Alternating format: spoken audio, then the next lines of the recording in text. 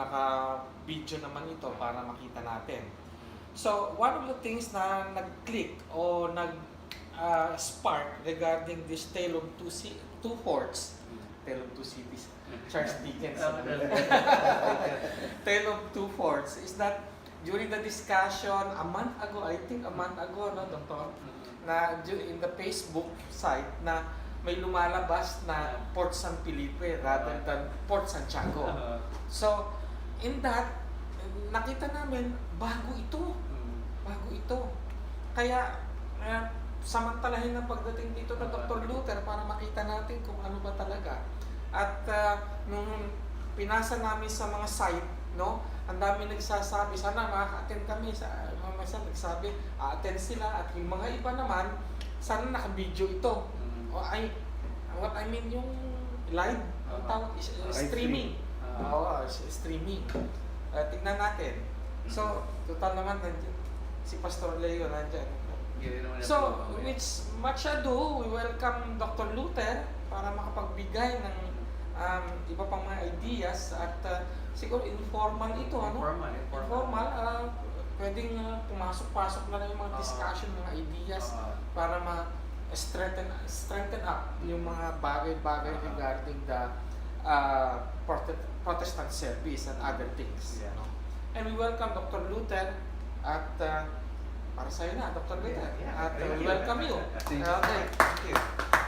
Maraming salamat, Prof. Actually, nung sinabi ni Prof na na siguro maganda magkaroon ng roundtable discussion around this topic. I think last week lang yun, di ba? Last week lang? Last lang natin na. Pero sabi ko, sige, gusto ko yan. Tsaka kasi, I'm blessed to see yung ginagawa niyo sa QC Base. Kayo lang ang konferensya na meron ng organized na historical society at kumbaga it's giving me hope about the reality na pwede naman pala sa Pilipinas, meron naman pala mga tao sa Pilipinas na may hilig sa na may concern sa preservation of history, sa archives. And so I give you my kudos for that. Particularly sa leadership mo, Prof. Salamat. At actually kakagaling ko lang ng board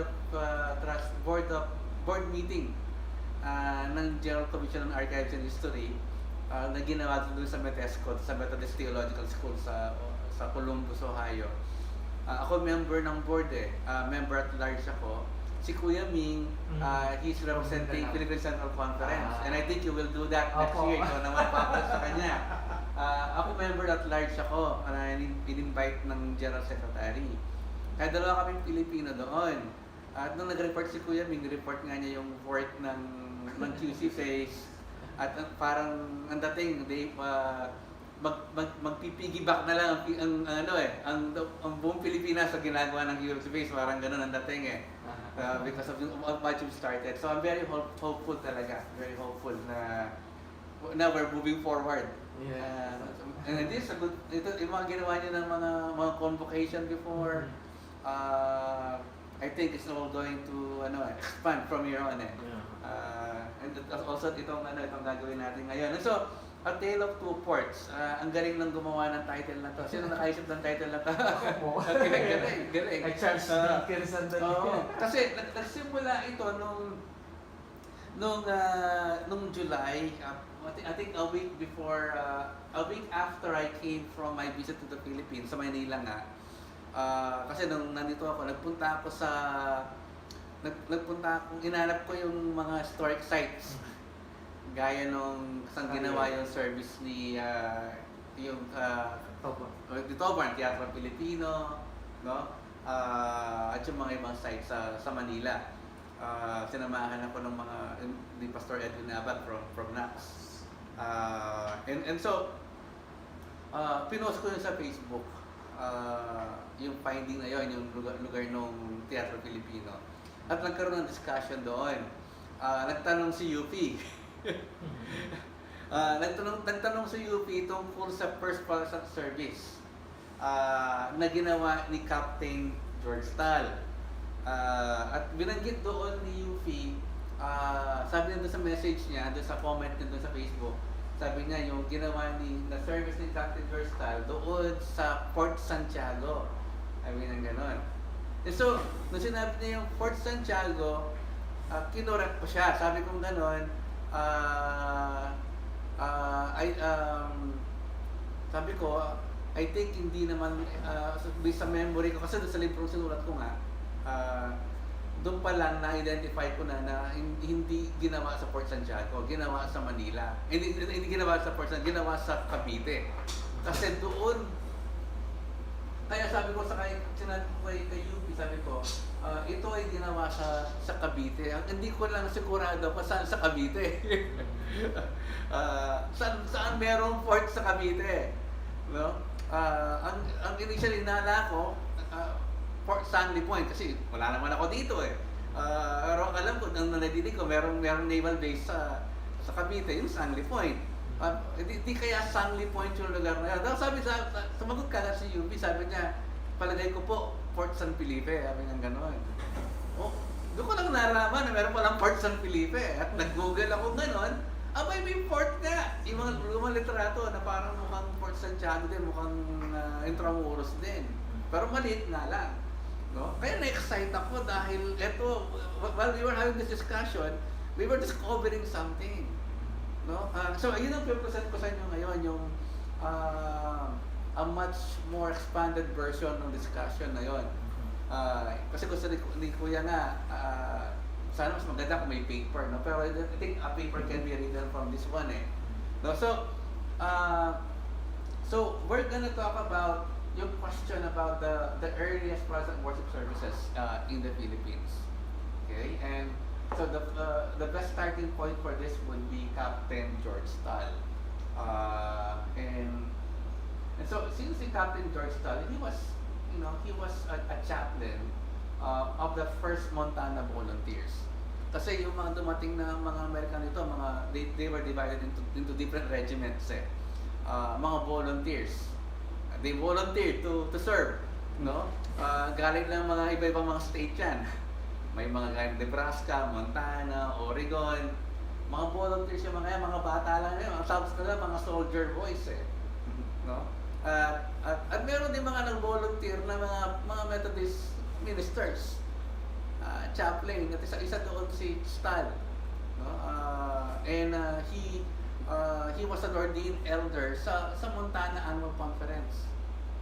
And so nung it was time to send the Montana volunteers to the Philippines, kasama siya roon. No? So that's the reason why he's an important figure is because matagal na panahon na alam natin yung pangalan Stahl. Di ba? Alam natin na he conducted a worship service. And in the past few decades, his name has always popped up as someone who conducted the first Protestant service because muna Methodist siya, and somehow he gives us some sense of pride. Uy, Methodist lang ang nauna. Kasi Methodist, chaplain itong gumawa ng service. At itong common na ginagamit na basihan dun sa kanyang account, dun sa kanyang pag-conduct ng service, itong matatagpuan sa the Philippines and the Far East, written by Homer Stantz, no, who became the superintendent later, or presiding elder of the naging pastor ng Central. No? Si Homer Stantz, ito yung tinapos yung 1904 based sa kanyang research yung 1903 nung nandun sa Central. So, common ito sa mga missionary, no? Yung mga Amerikano na sa Philippines na susulat ng libro. Kaya ang dahil mga lumabas na libro ng period na yun about the Philippines because Americans wanted to find out about the Philippines. Iba-ibang mga libro yan. At yung mga karamihan ng mga misyonero. Sila yung mga punta rito eh. So itong sa ni Stantz, he got a hold yung journal entry ni Stahl. Binigay ni Stahl sa kanya yung kanyang journal entry. Kaya ito yun, i-magnify natin. Ito, sabi niya dito, sabi ni Stantz, chaplain George Stahl of the First Montana Volunteers, a member of the Montana Conference, held the first Protestant service on the shore in the Philippines. Yan, no? But think about it, it was written 1903, na-published 1904. So, ilang years na ang pakitan? Ano lang, 5 years lang. 5 years. Bago pa, no? So, Stans makes that claim that there's Protestant service. And so, ano sabi sa entry ni Stans? Sabi niya, Sunday, August 28, 1898. Linggo nga yun, August 28. What a wonderful day this has been. I rose early from my bed in the mortuary chapel. Ano yung mortuary? Morgue. Okay, funeral, no? Burulan. Burulan, yeah. And look about for a place to hold services. So, first Sunday na ito, pastor siya, chaplain siya, he has to conduct a worship service.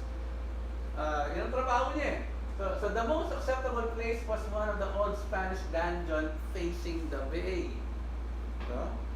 Facing the bay. Dark and gloomy, but the sun was shining and the men came. Ito palang clue na to eh. Clue na kung saan ginawa eh. Kasi facing the bay, tapos yung, ano pa? Spanish dungeon. Oo, Spanish dungeon. The sun was shining. Makikita mo yung sun. So, facing the east. Facing the east. Facing the east or something, no? Tapos, ito na, kaya ganito pa lang, nag-isip na ako noon eh. Facing the bay, pero alam mo, for Santiago, facing Pasig River eh. Hindi naman bay eh. Oo. Di kaya niya napagkamalang bay yung Pasig River, sabi ko gano'n. So doon pala may duda na eh. So sabi niya, but the sun was shining and the men came and the natives sat about. So may mga native, may mga tao doon, mga Pilipino na nag-show up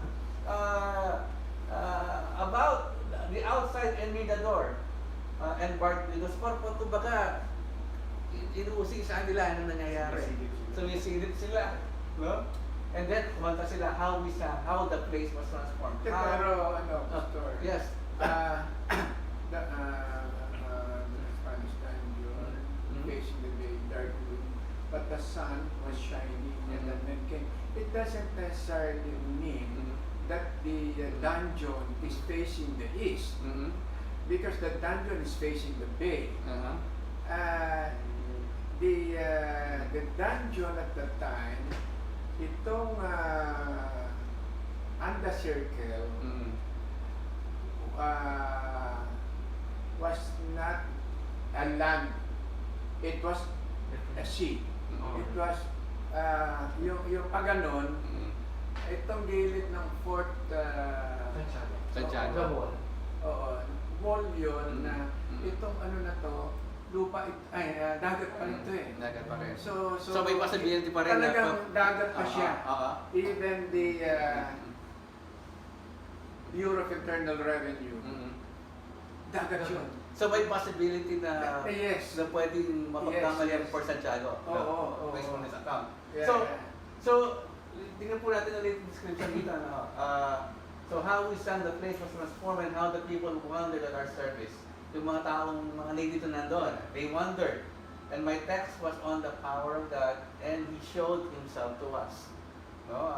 So makita mo rito na meron siyang revival sensibilities itong si Stal. No?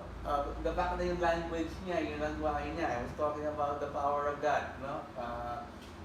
And then, 8 responded to the invitation at the close of the service to identify themselves with God's people.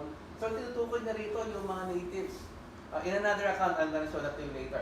No? 8 So nag-altar call siya at 8 ang nag-respond. Naintindihan nila yung sermon. Oo, kaya nga. Tapos sabi niya, nung una akala ko mga Amerikano, pero sa isang account, ang pinapalabas niya, Pilipino. Sabi, pakikita ko sa inyo mamaya. And so, that to start a Methodist church. Kasi alam niya, chaplain siya, he was not doing this on behalf of the Methodist Church.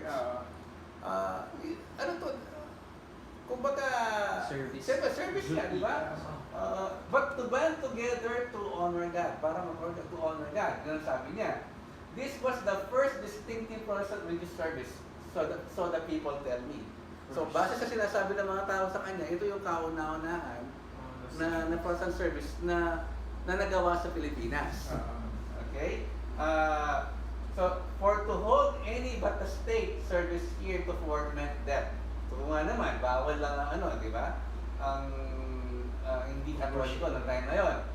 So that the power of God will use this day to make a good Catholic better, any weak American stronger, any backslider ashamed, and the gloomy old dungeon the beginning of a wonderful things in these islands is my prayer.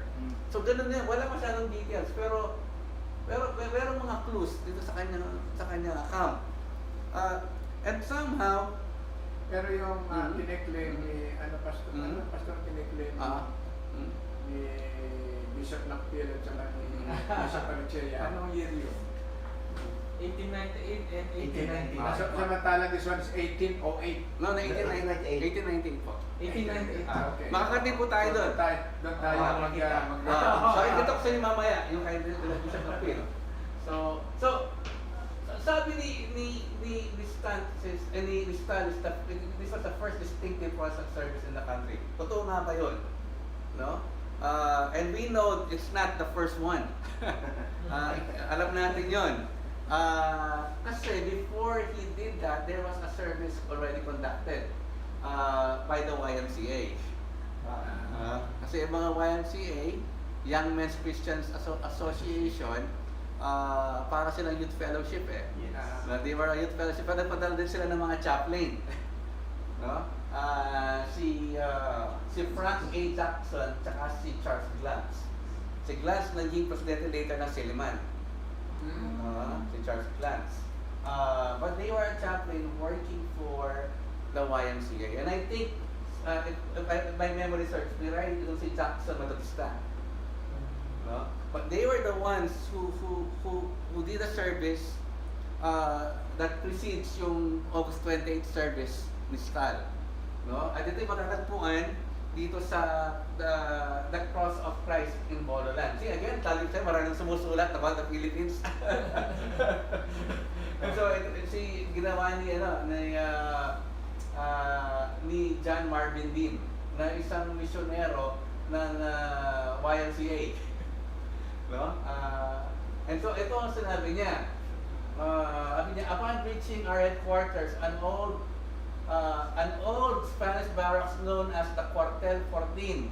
I was heartily greeted by messengers Glantz, yung pinagtak sa inyo kanina, at si Jackson, the veterans of the Army Association in the Philippines. These two men have sailed from San Francisco in the summer of 1898, landing at Camp Dewey before the city of Manila capitulated and entering the city with the troops after the engagement of August 13. So, kasama sila sa mga pumasok na tropa sa Maynila noong August 13. To them belongs the honor of conducting the first public Protestant service ever held in the city of Manila. So, ibig sabihin, pumasok sila ng 13, chinek ko yung kalendaryo, August 13, 1898, Sabado yon.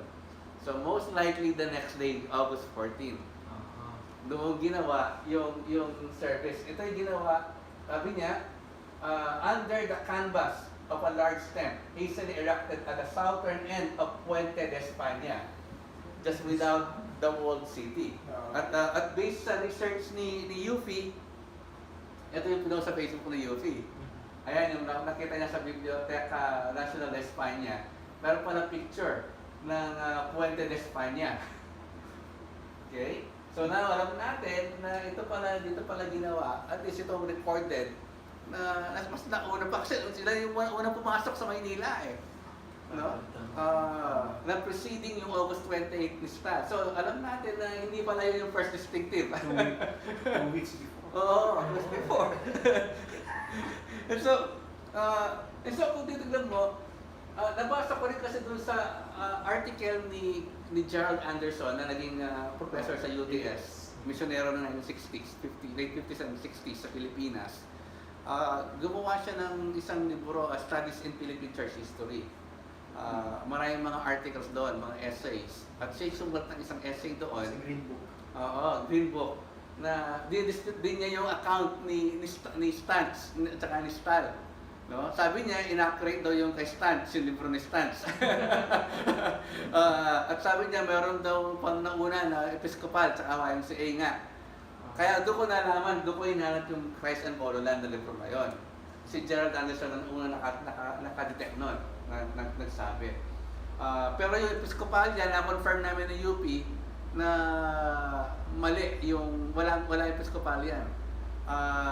Kasi nung nakita namin doon sa reference, doon sa sinulat ni Frank Loback, isang misyonero ng Congregational Church na naging nagturo din sa UTS noong 1920s and 1930s. Doon sa libro niya, gumawa siya ng isang libro para sa mga kabataan. Gumawa siya ng isang account doon kung yung mga support service na ginawa sa Maynila. At sabi niya na meron ng Episcopal Church, sa Episcopal na pare, nag-conduct ng service sa Manila, pangalan John Stahl. So nagkamali siya, tinutukoy niya si George, at hindi siya Episcopal, Methodist, di ba? So nagkamix up. At yun siguro nakatulong din ng mag-perpetrate ng understanding na ito ginawa sa Fort Santiago, no? Or ano sa Intramuros, yung account ni Loback. So mabalik tayo kay Stahl, no? So why did Stahl hold this worship service? Most common assumption Fort Santiago. Dahil nga because of those misconception wala kasi clear na specifics dun sa account distance noong 1904, no? Kaya yan ang naging assumption. Fort Santiago nangyari ito sa Maynila. Pero totoo nga ba nangyari ito sa Maynila? Ito may past tayo sa journal ng Montana Annual Conference 1903 na membro si Stahl, no? At doon sa journal na yon, pinablis nila yung sulat ni Stahl sa bishop ng Montana Annual Conference kay Bishop McCabe, Bishop Charles McCabe na bishop ng Montana Annual Conference. So nagsulat si Stahl niyan dito 1903, July 6, 1903, no? At ito ang sabi ni Stahl, the other day I visited the dungeon in Cavite. Patay na. Doon sa natating. Sa Cavite, hindi mo pwedeng Sangley Point. Hindi. Kaya nga Sa po. American So sabi niya, where we held the first Protestant service and started the Methodist Episcopal Church. Sinimula. Diba sabi niya kanina, doon sa journal entry niya, not to start a Methodist Church. Ayun, 1903, fast forward 1903, kine-claim niya ngayon, Naging church na. na siya ang nagpasimula ng Methodist Episcopal Church sa Pilipinas. Pero nilinaw niya na ito ay sa Cavite. Nangyari. Okay? So, see that there were 50 people present, and on that day we received 8 on probation. Since the beginning, sabi niya. No? So Bishop Tolborne's visit during the following year, dumating si Tolborne, instructed me to continue the work. So pinapalabas niya para bang tinuloy lang niya yung inumpisahan niya dun sa Cavite. No? Kasi nga naman, si Tolborne, dumating siya ng 1899, March 1899, ipinagkatiwala niya yung gawa niya sa Maynila kay Proch, pero ang inatasan na mga aral doon sa inorganize ng worship service sa Maynila, si Stahl, dahil nasa Pilipinas pa siya, noong 1899. Yun ito sinasabi ni Stahl, to continue the work and selecting a room that could be used for a chapel and place of sojourn for Sastan. Ito yung tutukin yung Soldiers Institute sa Santa Cruz, sa Plaza de Goiti, na ngayon, Plaza Lacson. Nandun yung, somewhere there, number 6 Plaza de Goiti ang address. Doon, isang building yon na inupahan nila, at doon sila nag-organize ng congregation among the soldiers. Yun yung beginning ng Central. No? At si Stahl ang naging preacher doon, pulpit supply, nag-preach. No? For my interpreter, praying at one service, I called upon a man in the audience to talk for me. And praise God, has been talking ever since. So tinutukoy niya si Zamora. Ang tinutukoy niya, Nicolas. Pati kanyang ama, Paulino. Kasi ang interpreter niya. Kasi ang nangyari dito, siya rin yung after about 3 or 5 weeks, nung they were conducting service among the American soldiers sa umaga, mayroong 5, sabi sa account, may 5 mason na nag-approach kay Proch, kay Arthur Proch, na kung pwede magkaroon ng service para sa mga Pilipino. Kung kaya nag-organize sila ng world service sa hapon para sa mga Pilipino. At siya rin ang preacher, si Stal. Itong mga Masons na to, Mm. were they Filipinos? Filipinos, oo. Isa doon yung mga Yangko, mga Poblete. Ito yung mga free thinkers to mga to eh. Mm. Kaya, matagal na silang protestante before pa dumating yung mga Amerikano eh. Ano na sila, mga free thinkers na eh. So, pero dito, medyo nagyayabang si Stan na sumusunod sa bishop eh. No? Parang inako niya. Inako niya yung Pag-start. nung pag-start. Sabi niya, I commissioned him to preach. Zamora, siya daw nag-commission kay Zamora para mangaral. Using my own presiding elder, dati daw sa DS, DS ang tawag presiding elder. In an emergency. Siya daw ang nagano kay Zamora. What had not God wrought? Every Sunday morning I sit in another church. Kasi after noon, bumalik sa Pilipinas, umaarad na siya doon sa Central. Built on emergency ground. Ito na sa Ermita to, yung sa Ermita. And listen to a sermon by Dr. Stans. Si Stans ang pastor. After 5 years, the congregation numbers about 150. After my service in one of the barracks, I visit the Filipino church and see a congregation of 500 or 600 natives.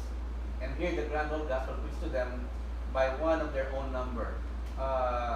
So ang sinasabi niya lang dito, pagdating dito sabi niya, out of the little meeting held in Cavite have come 30 churches and 5,000 soundly converted members with 15,000 others who are getting rid of doubts and becoming ready for membership.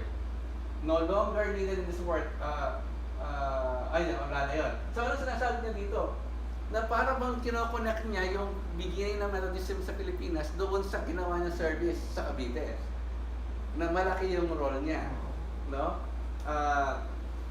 So nag-iba yung tono niya rito. No? Kasi this is 5 years later. Dr. Luca, in short, yung chaplaincy work niya, naging church yung inumpisahan niya. And the church continued. After 5 years, binalikan niya. Oo, parang gano'n. Parang Kasi maaaring yung mga Pilipino na dumalo doon, maaaring nakita niya na sila yung mga nangunguna na sa missionary work. Kasi actually, merong account doon sa kay Lobac. And I think Lobac was basing this from oral history. Noong 1930s, sa pinablis niya yung libro niya, 7,000 Emeralds. Na isang libro sinulat niya para sa mga kabataan sa Amerika. Kaya yung language doon ay para pambata ang dating pag binabasa mo eh. Pero nandun yung meron sa detail doon. Na meron daw mga Pilipino doon sa port na sinasabi nga ni Stal na mga dating mga prisoners doon sa port na yon. At napalaya sila dahil ng revolusyon. At nung nalaman nila na nandun yung mga American may service, they showed up.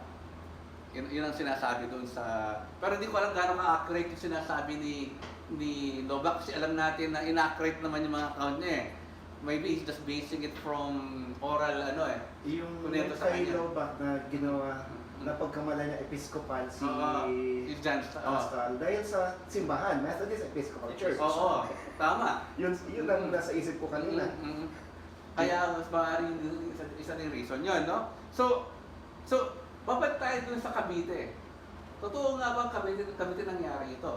No? I think ito yung nakita ko ngayon. Pero before that, Mm-hmm. don't we have any research as to anong nangyari sa mga unang Pilipinong dumalo sa service? Yun ang, we'll get to that. We'll get to that. Pupunta tayo doon. Pero ito muna ang tanong about Cavite. Meron pa talagang record na nagpunta yung Montana volunteers sa Cavite? Meron. Ayun na nakita ko, naglalabas sa Google eh. Lalabas, itong libro nito, A Book to Keep, Montana, contain the roster of the first Montana U.S. Volunteer Infantry. Yan. Dapat dito, nakalagay yung kanilang ginawa. No? Nakalagay yung kanilang ginawa. Saan sila nagpunta? Tignan nyo, sabi, May 9, 1898, they were mastered into service. July 19, 1898, sailed for Manila. Pero August 24, 1898, arrive at Cavite, Manila Bay. So talagang Cavite nga ang nangyari. So it confirms na nagpunta sila sa Cavite. Ang bilis nila. August 24. Kaya yung August 28 na service, 4 days after arrival, nag-service na. nag-service na, nangyari doon sa Cavite. Nagpunta sila sa Maynila, October pa. October 24. No? Tapos later on, they figured in a number of battles during the Filipino-American War. Sa Caloocan, sa Laloma, yan ha. Pero makita mo rito na, yun, it substantiates yung sinasabi ni Stal na this happened in Cavite. So yun, buwag na yung understanding ng Port Santiago. Doc, tinitignan ko yung mag-amang Zamora. Bakit sila nandoon sa Cavite? Hindi, wala sila sa Pero Cavite. Manila, Hindi, wala sila sa Cavite. Itong sinasabi dito na, yung kanina sinasabi niya, sa Maynila ngayon. Maynila talaga. Oo, Maynila na yon, time na yon. Nangyari na yon nung bandang August 1899. 1 year later. So sa Manila, sa Soldiers Institute na yon. Siguro yan, Mr. Walter. Pag ano tayo sa Yemen, tingnan natin yung parallelism Opo. since Zamora started. Mhm. Tingnan natin yung how did Zamora came up to that na siya yung product ng Methodist Episcopal Church. Tingnan natin kung may mention si Spal. Because he was supposed to be interpreter ni Stal. Apo. Pero itong role ni Stal na sinasabi ko is also substantiated by Arthur Crouch. No. Kasi si Arthur Crouch, sumulat siya ng history no anniversary, 25th anniversary ng NACS. Meron siya ng souvenir program. At they were celebrating yung 25th anniversary ng NACS noong 1924. Meaning they were pointing back to 1899, not 1898. Kaya yung NACS. Ngayon ang NACS, they celebrate what? 1898. para maunahan nila siya. Oo, ano central. Tignan niyo yun. Doon sa account ni Crouch, pinapatuhanan niya yung account ni Stal. Kung paano naging preacher si Zamora. Dahil doon sa service na yun, yung hapon na service. Nasa libro ko yun, nasa account sa libro ko, nakadetalye yun, paano tinawag si Zamora. Actually, ang nag-volunteer kay Zamora, Nicolas, si tatay niya. Si Paulino.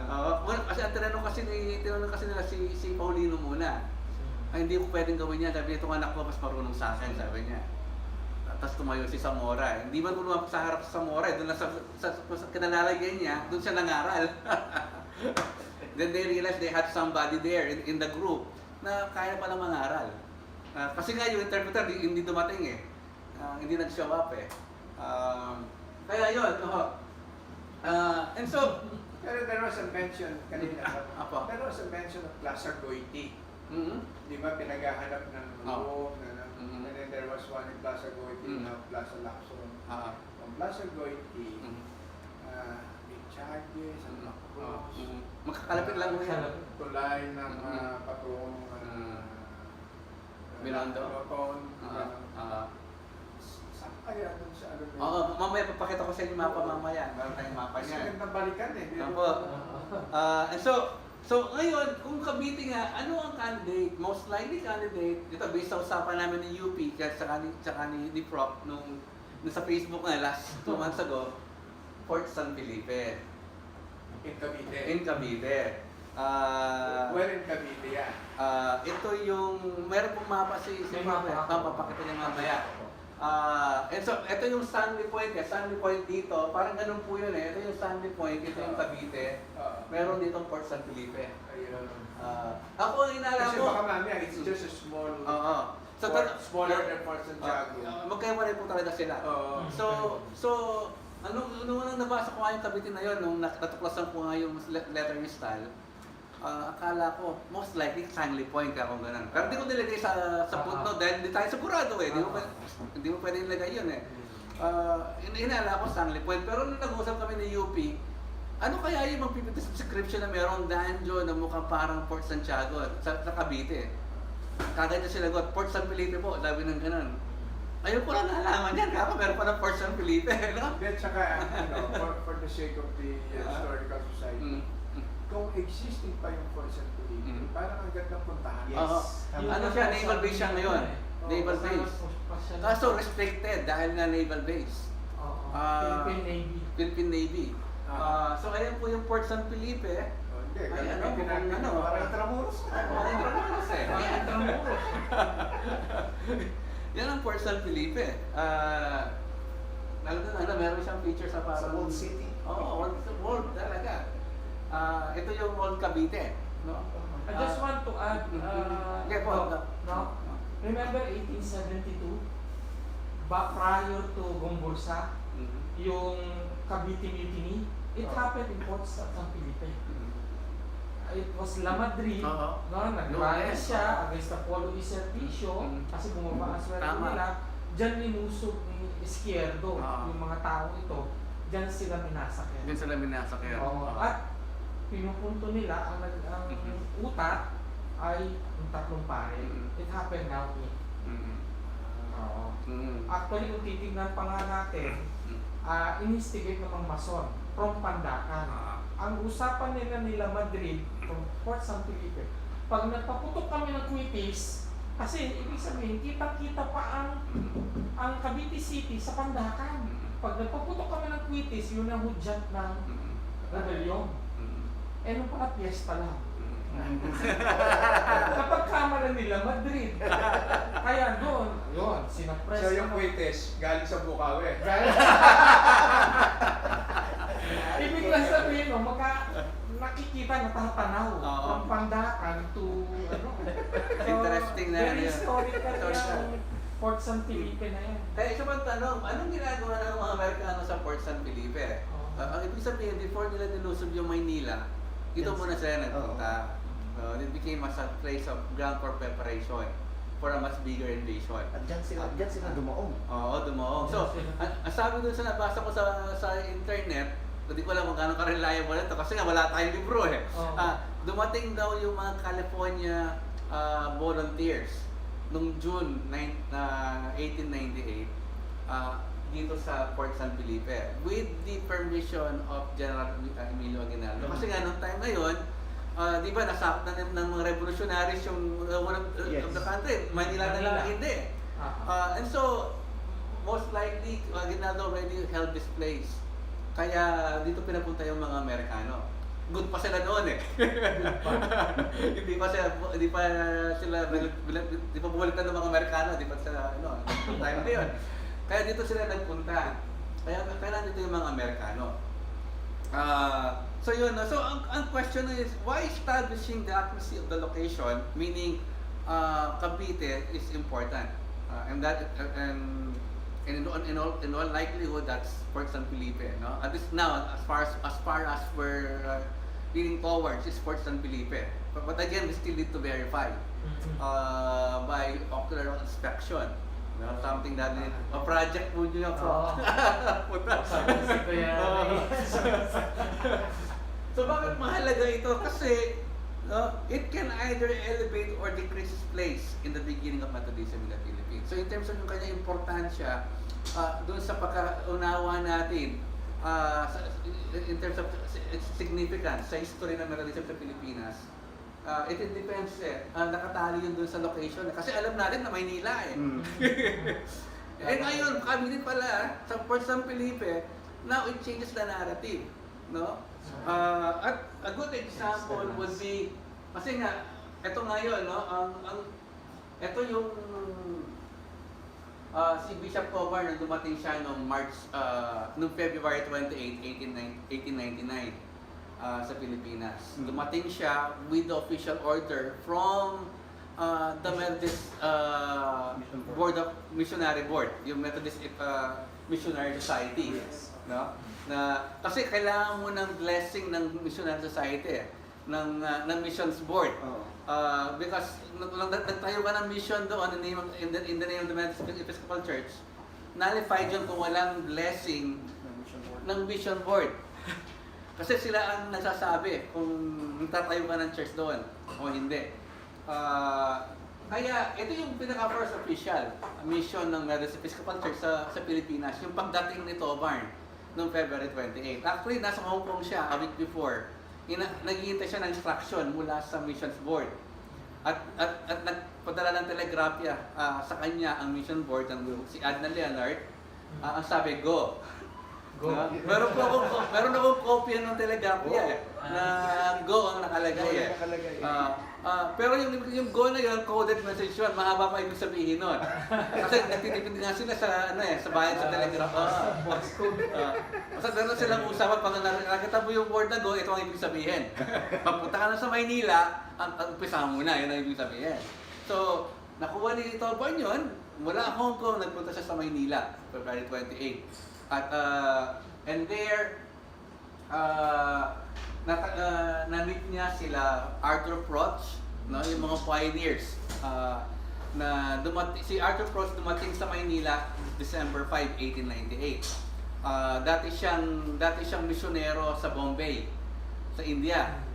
Pero na-defrock, kumbaga natanggal siya sa pagiging pastor niya. Dahil palaban nagkaroon siya ng problema, na-defrock siya. Ang na-defrock sa kanya siyang bishop niya.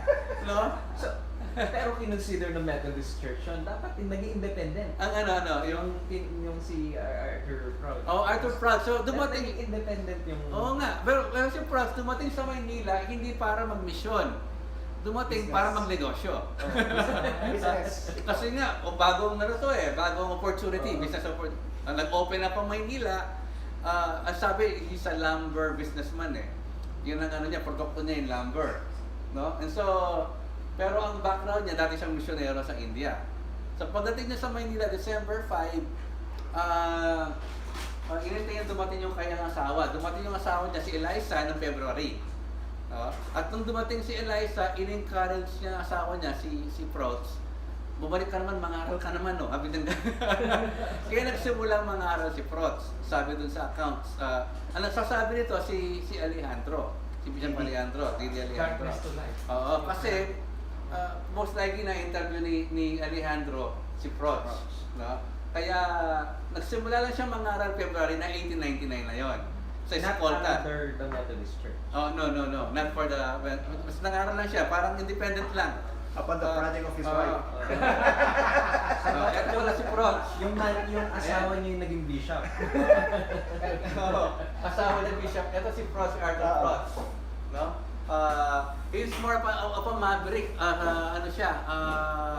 Hindi mo siya... Matigas ang ulo nito, tao na to May mga tao ngayon, di ba yung personality, yung pang... Pero silang they have a mind of their own. Parang ganun si Proch.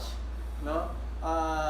Pero ang background niya, at a young age, he was converted by Dwight L. Moody sa Chicago, at a preacher ng Dwight L. Moody. At tapos nun, he became a Methodist at he wanted to become a missionary sa India. Ano? Ito. Si Zamora ba yun? Samora yun Ito yung Samora. Ayan yung Zamora. Ito si Bishop Mourne. Ito yung Philippine Island District Conference of August 1900. Nung itatag yung the first district in the Philippines, Philippine Island District Conference. Before that, they were under the Singapore district of the Malaysia Annual Conference. And so now they form a new district within the Malaysia Annual Conference, Philippine Island District. Ito na yung mga unang workers. Makita nyo, nandito na yung mga WFMS, mga women missionaries, na apat, si Judah Wisner, si Mary Cody, Pinoy doon, no? Pinoy po ba yun? si Juan Bautista, translator. Si Don Juan Bautista, sabi nila. No? Ito si Jesse McLaughlin, asawa niya. Ito si Dr. Anna Norton. Ang una nag-found ng F4 League. F4 League. Oo, si Dr. Anna Norton. Tapos ito si E.W. Hearn, missionary ng YMCA. na Methodista. Kaya nag-show up dito sa conference na to. Siya ang nagsabi na kami nauna. Siya nagsabi, nireport na yung nangyari dun sa cartel, yung sinabi ko sa inyo kanina, yung sila Glantz, saka si Jackson. Nireport na dito sa conference na kami ang nauna. YMCA. Nasa minutes yun, makita niyo yung minutes. Ito naman si Edward Neal, na siya isang misyonero in charge nung Bethel Sailors Institute sa Binondo. Parang seamen's ministry siya. Ministry para sa mga seamen. Na ipinagkatiwala sa Methodist Episcopal Church. Dahil hindi niya kaya i-manage, binigay niya sa MEC. No? Kaya nagkaroon ng gawain sa Solar Institute, tsaka doon sa Binondo, yung Bethel. Seamen's Bethel, dalawang lugar yon. So, ito yung na dumating si Tobarn, inabutan na niya si Prout, nandun na. No? Tapos, inabutan din niya si Stoll. Si Stoll, dahil nga, siyempre, nasa Maynila na si Stoll noon. Kaya, aside from Stoll and Prout, he also met Charles Owens, na isang misyonero pinadala ng Puget Sound Conference. Itong Puget Sound sa may Seattle ito Washington. Si Charles McCabe, na bishop din ni Stahl, nagpadala ng misyonero sa Maynila, si Charles Owens, without the authority ng Mission Society. Kaya dumating si Owen dito kasama ang kanyang asawa, na hindi official missionaries. Dumating sila ng bandang November sa Maynila and did ministry among American soldiers. No? I think before November pa, I think October sila dumating or September. If my memory serves me right. Pero by November, he reported conducting services among soldiers sa kampo ng mga sundalo. And saying he formed a Methodist church. He formed a Methodist church and he conducted he baptized a number of soldiers. Pero tsaka daw natives, he baptized natives daw pero di natin alam talaga dahil basta pasikatan lang sila sa mga report pero ang problema kay Owen, kahit na dumating siya, minister siya noong November, meron tayong record na minister siya, hindi official. It's not because he was not sent officially by the Methodist Episcopal Church. Kaya nung namin siya ni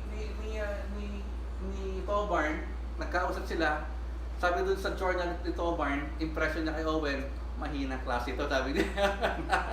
Kailangan itong umuwi. Kaya pinauwi na sila.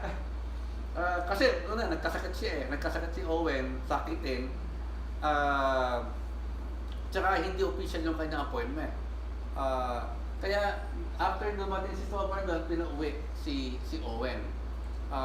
At si Tobarn, a week nung pagdating niya, he began conducting a service doon na sa Teatro Pilipino. Ito po yung mapa sinasabi ko sa inyo. Ito sa Calle Tiago ngayong Palanca Street. No? At itong design ito, based ito doon sa nakita kong blueprint ng Teatro Pilipino. Meron pong libro na pinablish ang LaSalle Press, theater in Manila, yung mga theater sa Maynila ng Spanish era.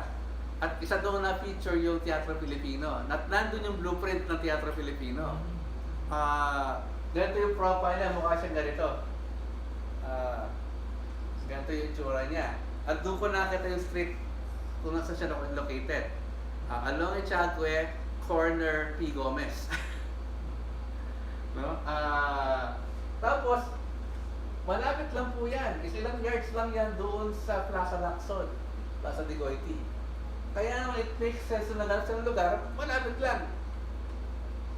SM yung picture nyo nun? Nasa SM. SM. So, ang location nito is SM.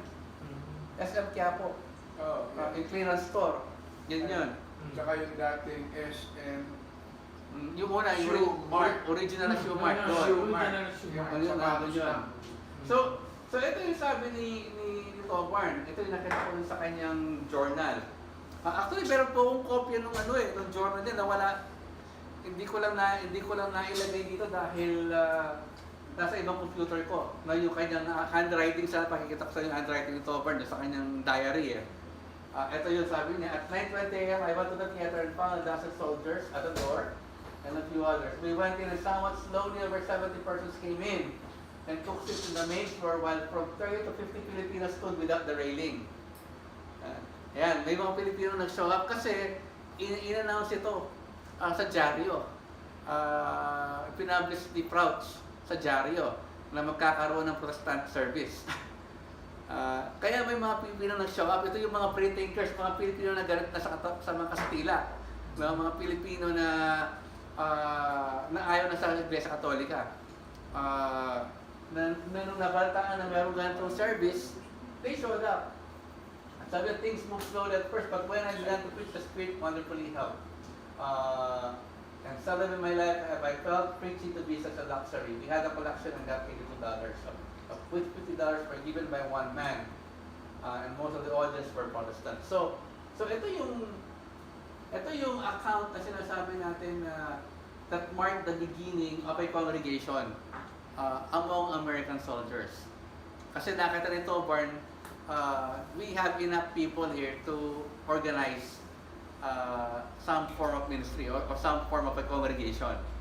Kung kaya naman, given itong nakita nilang resulta, yung offering ito dahil bakit pera na mo yun, no? Pwede na tayo lang umpisa. Kaya naman, after that, they went looking for a place. And they ended up doon nga sa Plaza de Goiti. Doon sa number 6, Plaza de Goiti. Sana yung mga number, pareho pa sana. Iba na yung mga number. Hindi na natin alam ano yung number 6 na yun. Saan doon? So doon ginawa yung in-establish yung Soldiers Institute. Ito yun. Hindi natin alam kung saan exactly doon sa Plaza de Goiti. Pero ang clue na binigay sa atin ni Proch na pinagkatiwalaan ni Bishop Tobarn para administer yung ano na yon is sabi ni Proch doon sa souvenir program ng NACS noong 1924. Sabi niya doon, ito daw yung lugar na dating Tom Dix's Kitchen, na ngayon lugar ng Empire Cinema. No? Naging Empire Cine. Kung meron kayong alam na Empire Cine, Empire Cinema, doon sa Plaza Lacson ngayon, na dating lugar ng Empire Cine, yun yung lugar ng Soldiers Institute. Kung malaman natin kung saan nakalocate yung Empire Cine, alam natin kung saan yun. Yung lugar ng Soldiers Institute. This would be the first building used by... And so yun, no? So itong pagdating ito, Barn, this became later on the official... Yes. So, all the while, I was thinking, ng Teatro Pilipino na to, ay yung malapit sa NACS. Yung pala layo sa NACS. Malayo sa NACS. Oo, kasi open house to dito eh. Yun po yung Teatro Libertad, malapit sa NACS. Teatro Libertad. Yung Ayun. So ito yung ito yung mga sinaunang Methodist sa Pilipinas. Ito yung kanila binabalikan as the beginning of Methodism in the Philippines. Ito kay Tobarn. Noong 1925, nung mag-organize ang Philippine Island Annual Conference, yun pa lang ang konferensya noon dito sa Pilipinas, Philippine Island Annual Conference, mag-organize sila ng celebration ng kanilang silver anniversary. They did a play, gumawa sila ng play, reenacting itong service na to. Kaya talaga ito yung pinabalikan nila as the beginning. Pero having said that, nung mag-celebrate ang mga Methodista sa Pilipinas na kanilang 10th anniversary, they didn't do it in 1909. They did it in 1910. Kasi they're basing it from this one. Establishment of the district. Oo. Pero noong 1924, nagkaroon sila ng readjustment and they realized, no, hindi pala ito ang umpisa natin di 1900. It's 1899. And so that stuck for a while, di ba? So, pinag-usapan natin Yes. kanina. Even to the 75th anniversary ng ano, 1899. ano ba, nasa stamp pa siya, naka-stamp? Postage. Postage, di ba? May commemorative stamp. Yes. Ano, beginning of Methodism or beginning of Beginning of Methodism. Methodism? Meron pa tayong postage, sabi ni Pastor. Nasa headquarters, no? So, after the 70th anniversary, ito yung event na binabalikan natin na beginning ng Methodism sa Pilipinas noong 1899. Pero ito nangyari 1998, fast forward 1998. Anong nangyari? 1998, nag-issue ng circular letter si Bishop Nakpil, ang MEA. No? Bakit? Because of something to do with the centennial celebration. Dahil nung time na yon, it was also the 100th centennial anniversary ng kalayaan, independence.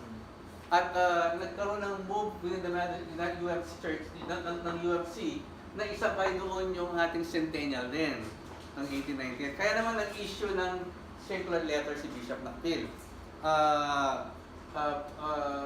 Ito yung anong sabi niya rito.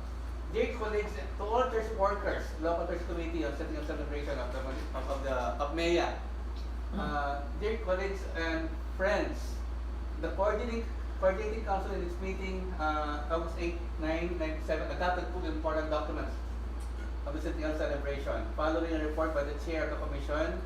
Tapos sabi niya, I am passing on to this document for your study, information and guidance. So the first paper, so gumawa siya ng paper si Bishop Nakpil.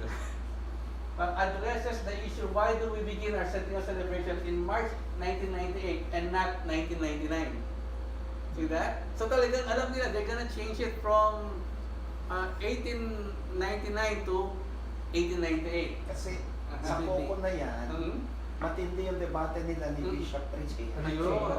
Bishop Triche was positing that it should be 1899. 1899. Oo.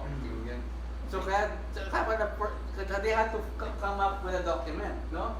So sabi niya rito, the position adopted by the Centennial Commission in its meeting of July 26, 1997 and affirmed by the Coordinating Council is set forth in the attached document entitled The Beginnings of Methodism in the Philippines.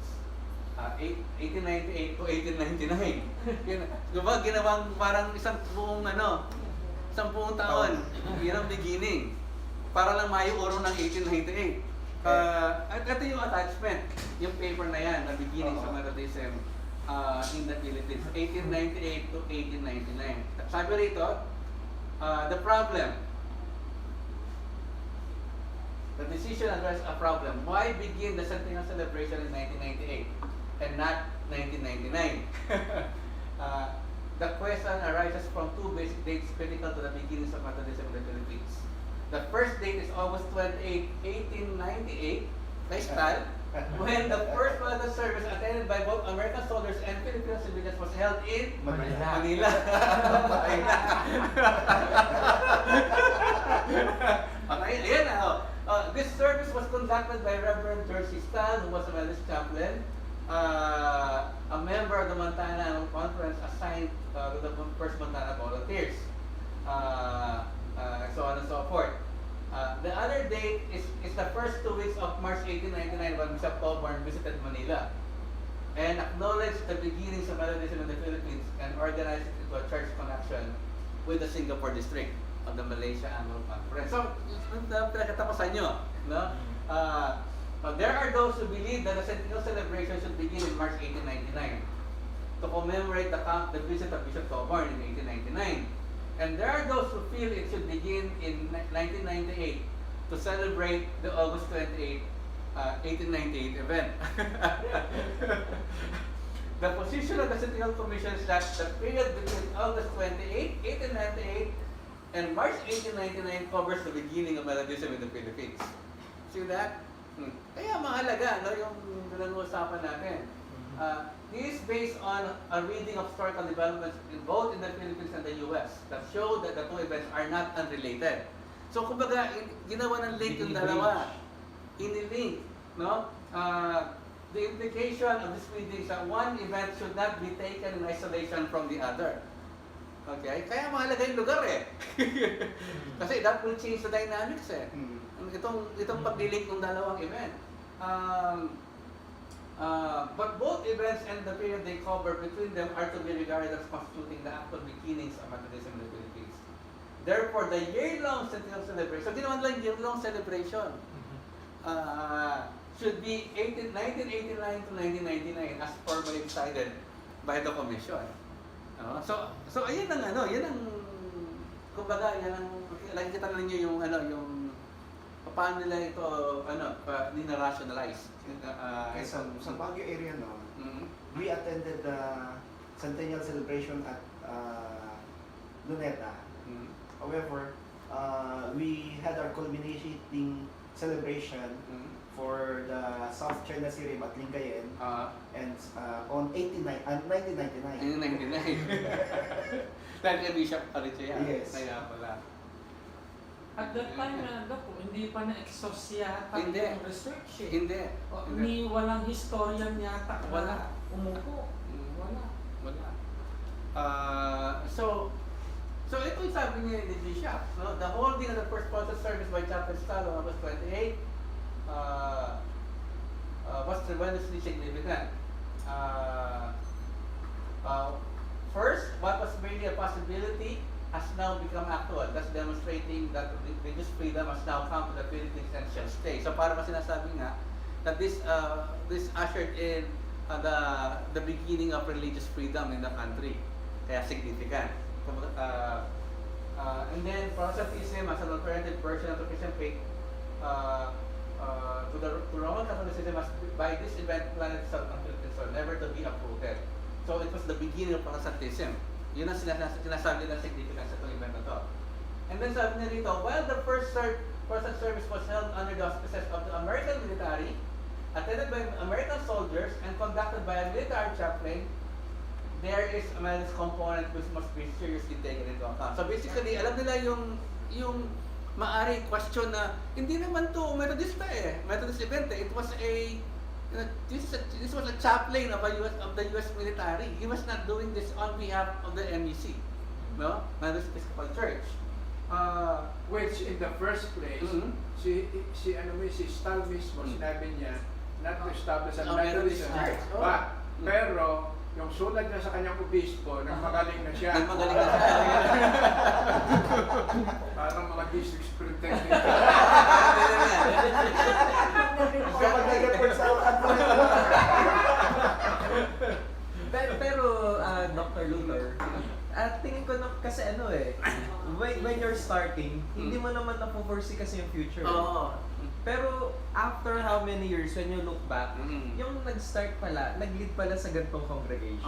So you may say, even though you did not intend to start the congregation, pero it became the congregation. So it was the root. Kaya it is justified. curious ako. Pero still, yung place ang pinag-uusapan din, iba na mahalaga yung sa Cavite nangyari ito Pero yung pinaka-locus ng Methodist event, ng Methodist activity was in Manila later on.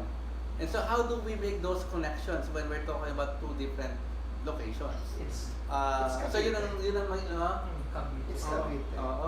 So yun, Pero doon ako, yung claim ni Stahl na yun ang pasimula ng Methodist Church of Philippines kasi curious ako doon sa mga Pinoy talaga na dumalo. Baka dahil doon, baka yung ibang mga Pinoy na dumalo sa Methodist, sa Protestant service doon, sila yung mga punta ng Manila. punta ng Manila at ilan sa kanila ang nagpasimula rin ng missionary work. So kung same composition ng mga tao, Yes. talagang link yun. So Pero- pwede niyang i-claim na dahil doon, these Filipinos responded to the altar call. Tama, they responded, they are commissioned So So, since they are commissioned, ano gagawin nila? Maaaring They will preach. sila yung nagpasimula ng ibang Methodist work. Pero this is what So we si know. Style pa rin. Ito yung, so this is what we know na nangyari sa Cavite. Alam natin na yung nung before the Committee Agreement of 1903, Yes. na dinivide-divide ng Pilipinas, yung Cavite was a mission of the Methodist Church. No? We know na alam natin na merong preacher doon na nangangalang Jose Salamanca, na isa sa mga pioneer preachers, na he was what they would call a druggist. May pag-aaring butika. Si Jose druggist sa tawag. Druggist. Ngayon, pag druggist, mapapatay ka.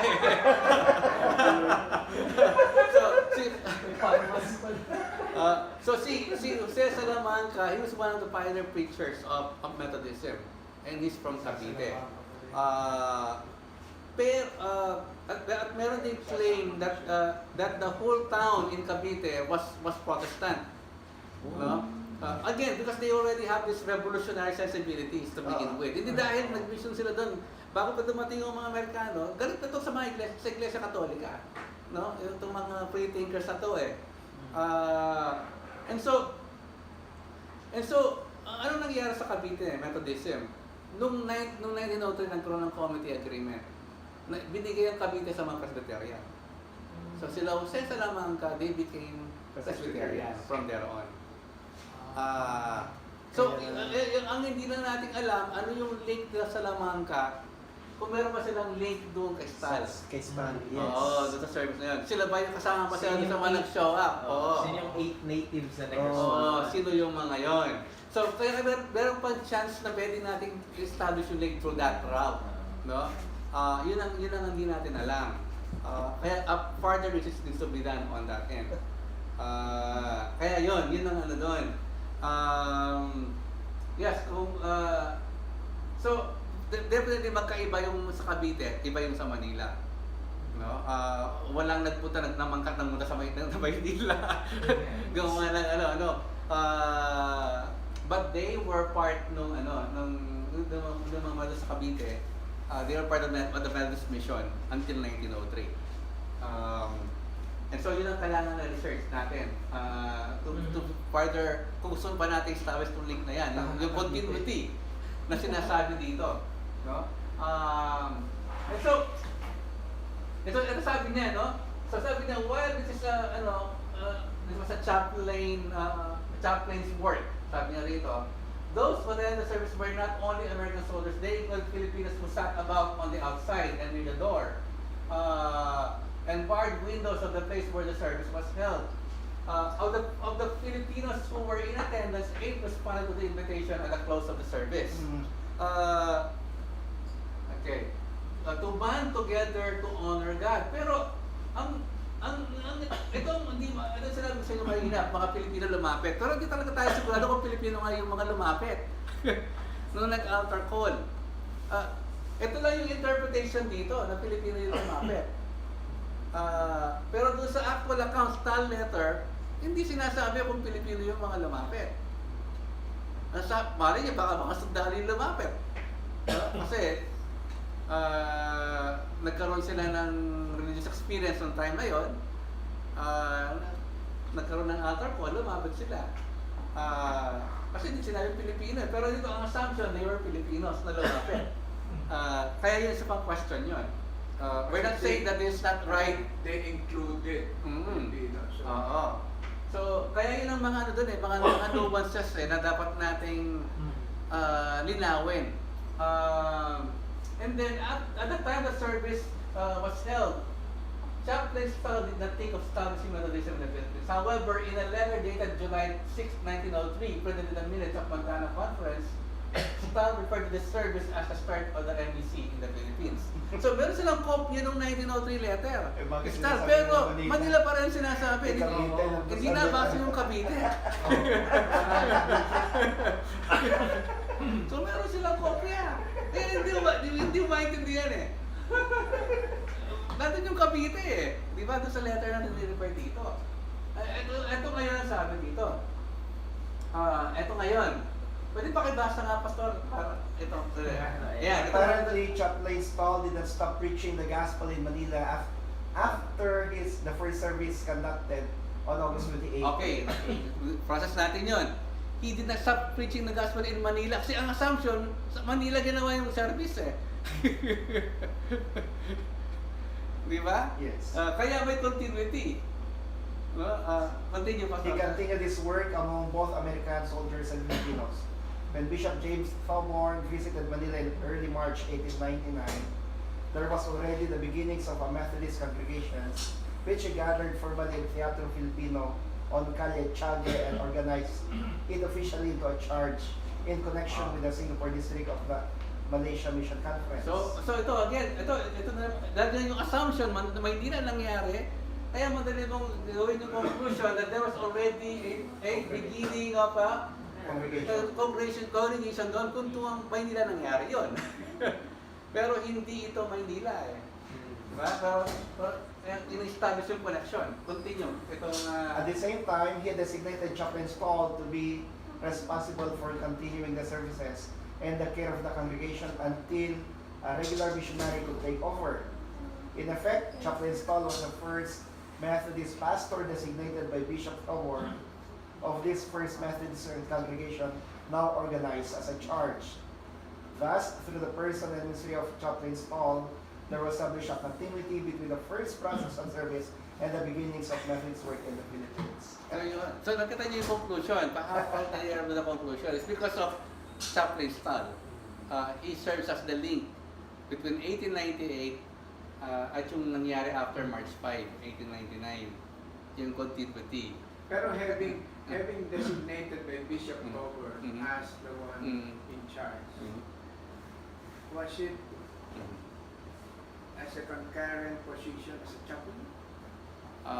No, it's just someone, ano pa rin siya, concurrent, kasi chaplain pa rin siya eh. Oh. Yes. Pero itong Sunday, every Sunday, he's gonna do this particular work for them. Kung saan, on Sunday wala na siya chaplain. Oo, ito yung side niya. Pero di ba as chaplain required siya mag-conduct ng service on Sundays? Oo, ito sisundaan din naman ng mga ano niya, mga congregation Kaya niya. yung pag-conduct niya ng service, it is being As a considered as chaplain both also. as a chaplain and at the same time a Methodist pastor upon the authorization of The bishop. Bishop Thorburn. Bishop Thorburn. Pero si Bishop Juan, hindi niya inaano na pag na-conduct siya sa PMA as a chaplain. Oo, yun, tama. As a It's a chaplain. good point. Yeah, oo. Yun nga po yung sinasabi natin dito, yung for example, kunyari, yung America, when they went to Iraq, may mga Methodist chaplain doon, they conducted a service in Iraq. Nobody among them said, I established the Methodist Church in Iraq. Yeah. Dahil nag-conduct ko ng service sa Iraq. Same thing din ganun, di ba? Well, kasi there is already this quote-unquote permission of the Methodist Missions Board Oo. and designating Bishop Thorburn to supervise the Methodist work in the Philippines. Oo. And Thorburn didn't find anybody to do that with him except Chaplain Stahl. So basically, since Stahl is here, Ordained siya. yes, as chaplain, he co-opted him also as the Missionary. Methodist pastor for the Philippines. Kasi hindi niya pwedeng appoint si Crouch eh. Dahil si Oo. Crouch is not ordained. Kaya yun, they want to start. So na-co-op si Stahl na chaplain at the same time, a Methodist pastor doing the Methodist work in the Philippines. So, Pastor Luther, so yung ini-start ni Crouch, ayun yung tinake over ni Stahl. Not, Para si ano, kumbaga it's the same ministry. Yung Soldiers Institute. No? Ang manager, si Crouch. Kumbaga siya ang business manager, siya ang pero ang preacher, Si Stahl. Stahl. Isang CEO at saka COO. Oh, si Oo. So yung pag-organize, pagbabayad ng renta, no, yung upkeep ng place, si Crouch ang in charge. Pero pag pangangaral, pagbibinyag, pangangasal, Stahl. Ganon. Hindi COO, CSO. Pero since the congregation is outside of a camp, was there a camp?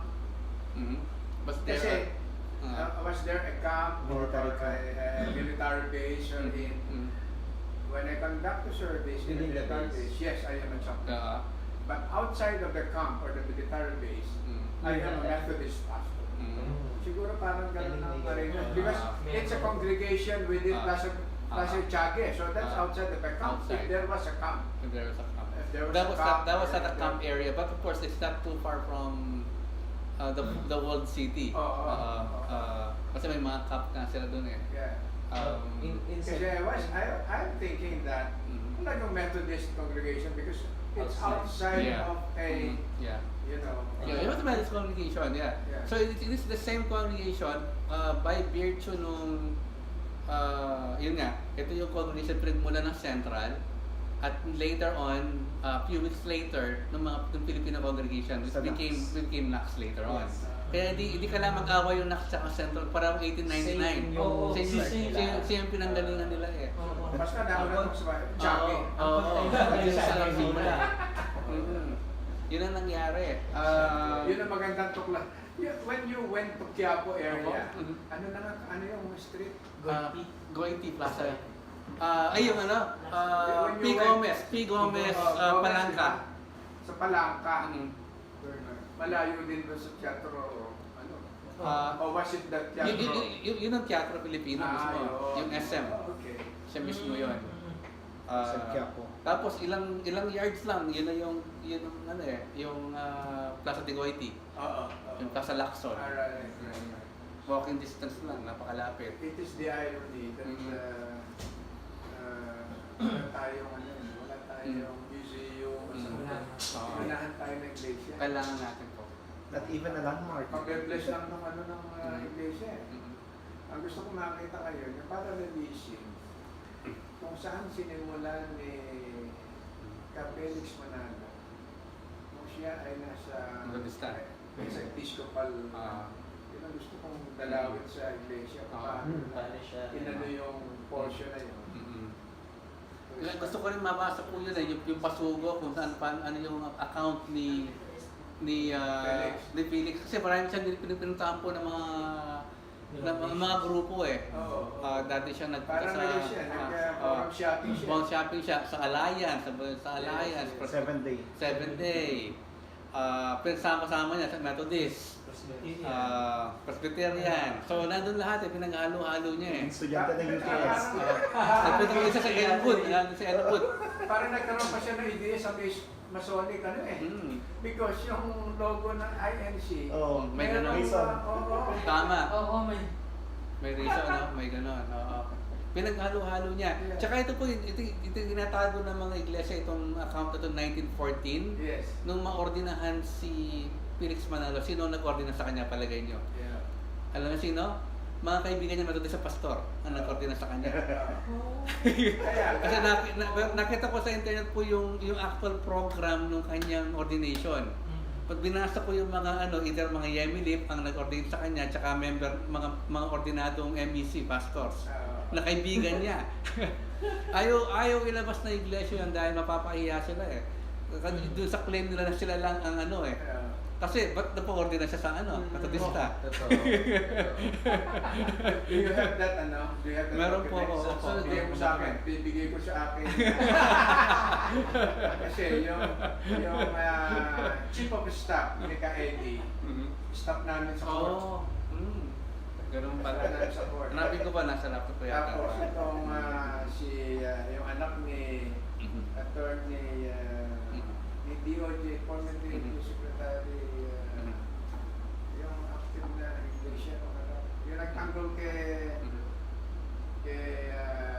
Chief Justice Corona. Si yung matanda. Cuevas. Cuevas. Si Cuevas. Justice Yung Cuevas. anak niya, Oo. mga dati namin staff. Papakita ko yung dokumento. Dapat idagdag nila sa museo nila yun. Nila yun. Sino nag-ordain? Sino itong mga to? Kanino galing kanyang apostolic authority? Pabalik ka mo pala, John Wesley pala ng galing. Kasi ayaw kong panoorin yung ayaw kong panoorin yung pelikula eh. Pelikula kasi there will be some distortion. Ayaw kong panoorin yung pelikula because that is for them to watch. Yun ang ano po. So, ito na ngayon mga questions, no? Mga questions to think about. And I think we also, I think we already have an idea or answered some of them. Pero, you know, when did medicine begin in the Philippines? 1898 or 1899? No? Ano nga ba talaga? Para sa akin talaga, unless we can really trace those kung Pilipino nga ba talaga yun o hindi. At kung yung mga ko ay nagpasimula ng Methodist work or missionary or Protestant work Sa Cavite. then Then, we have a case. we can say that it's 1898. Pero kung wala, Wala. 1899 ang Manila. Yes. Anyone else has an opinion po? Ano pong ano yun yan? Kasi process po yan eh. Apo. 1898 to 1899 is a one line. Apo. So, tinitake niyo po yung Standard Centennial Commission. Disregarding Yung one line. Apo. Disregarding the timeline.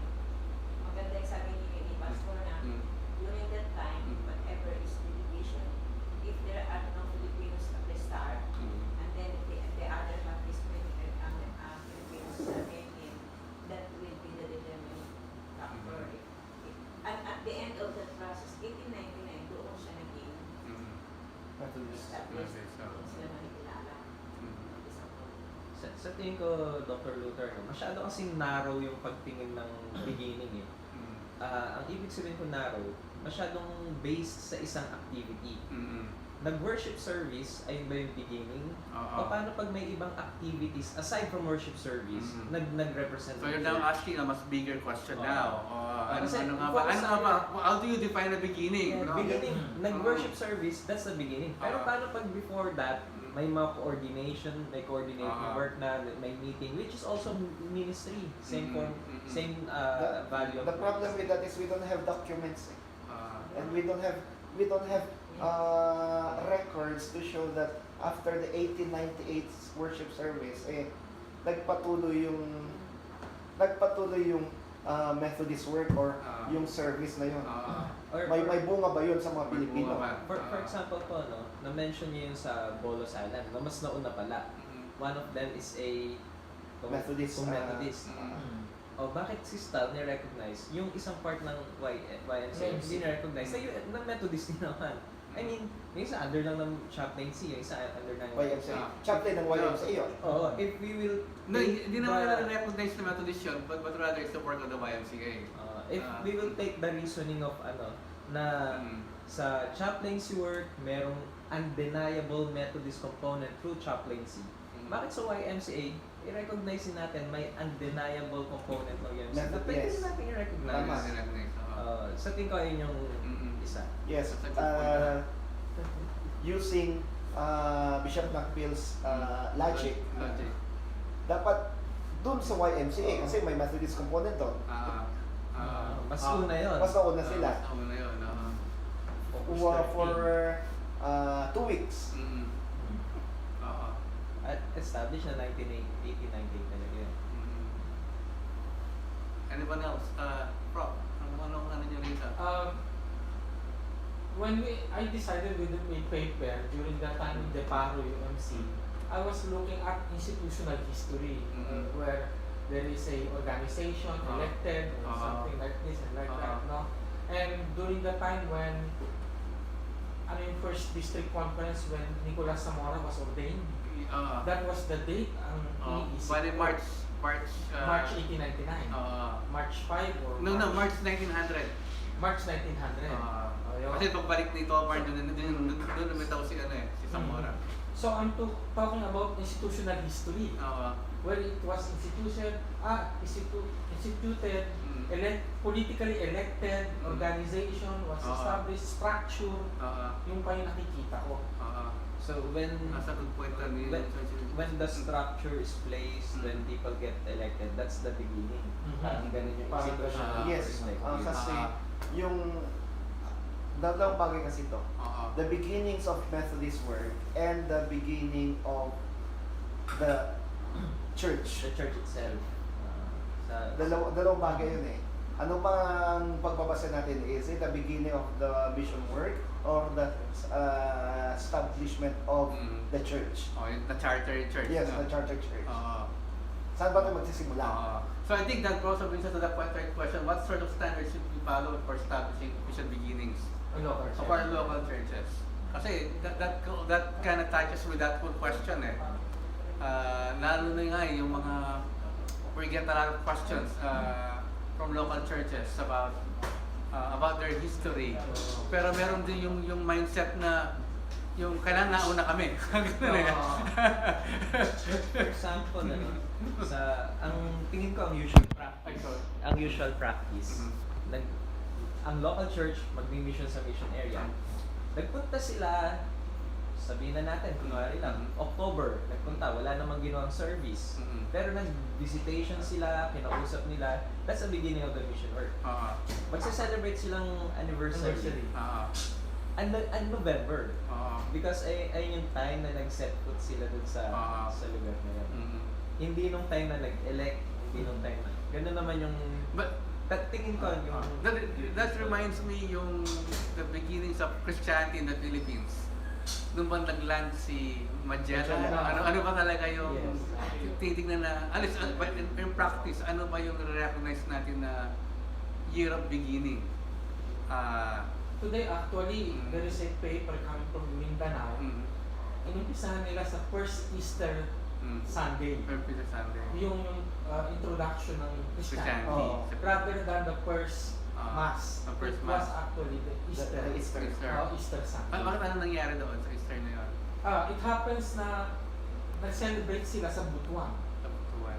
Which is meron ng historical marker as early as 1870. 1817. Yun. according to the Preceding government. yung pagdating nila. Preceding yung the place where Humonhon or Okay. Humasawa. Oo. Actually, ito din yung problem sa local church natin. Kailan ba magkakaroon ng anibersaryo? Yung church conference? So, or yung ano? So I think there's a question for the historical society or even the Commission on Archives and History. Do you think it's appropriate for us to set a standard, some guidelines, para magkaroon ng linaw on how Based on the seminar we had from saan ba sila yung mga speaker natin? Dasal. Lasal. Lasal, UP. From Sa Lasal and sa UP. this Ang second ano nila, which nag-stuck sa isip ko, when I put something, there should be an evidence. Parang sinama ko sa historical narrative ng Puno, the election, the appointment of Chief Justice Puno as the 122nd Associate Justice of the Supreme Court, who is a Methodist. And the second, supposed to be the second Methodist appointed as Chief Justice of the Philippines, because the first was Abad Abad Santos. Santos. But Abad Santos never had any landmark decision, because he has never called the court en banc. The Chinese, ano yun? Japanese. Ano lang siya, na naging Chief Justice lang siya because of the Japanese. umalis yung mga Amerikano. So, effectively, Chief Justice Puno is really the first Chief Justice Methodist. And talagang inaktuhan yung pagiging Chief Justice. Now, balik ako dun sa ano, sabi ng lecturer natin, if you put something on history, there should be an evidence.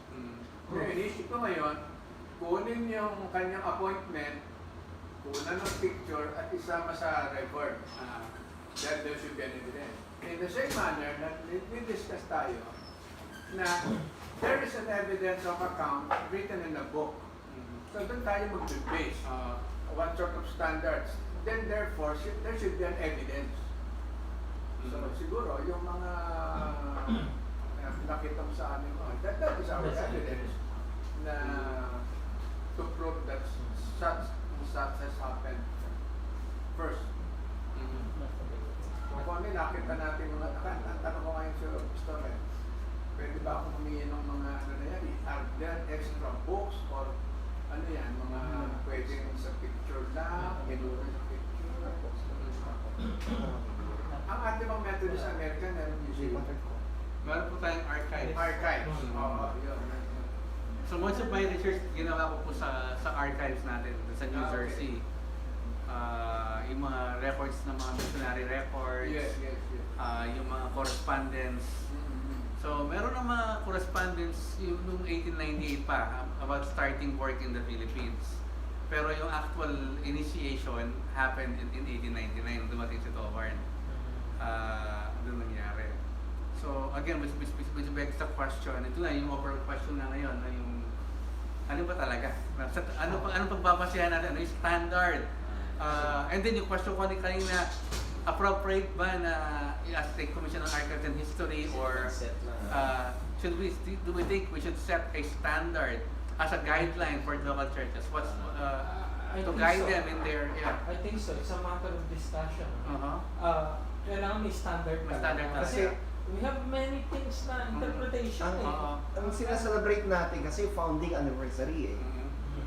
When we say founding anniversary, that should be the start of the organization of the local church as a Catholic church with their admin council or through a church conference. Yun ang founding anniversary. Pero kapag beginning of the anniversary of Methodism in that area, maaring yung pagdating ng mga missionary, pwede yon. Pero kapag founding anniversary, yung talagang kung kailan na-organize as a local church. So, So I think definition of terms. Yes. You define the terms. Tsaka madadichotomize ngayon yung pagsulat ng history. Like, ganito ngayon. Are they writing founding Puno anniversary? United Methodist Church was not named Puno United Methodist Church before. It's the Puno Church. No mention about Methodist. Because we started Bible studies and we are catering to scholars to provide them with the religious aspect of the holistic program of the scholarship. However, it started at NAS. So, ang district superintendent, si Cardinal, we call him Cardinal eh. Si Kasuko. Si Kasuko. Tawagin namin Cardinal. Cardinal. Siya yung district superintendent at siya nagpadala ng pastor. Actually, si Umipig pa nun eh. Si William. Umipag. Pero, William Umipig is the director of The scholarship program.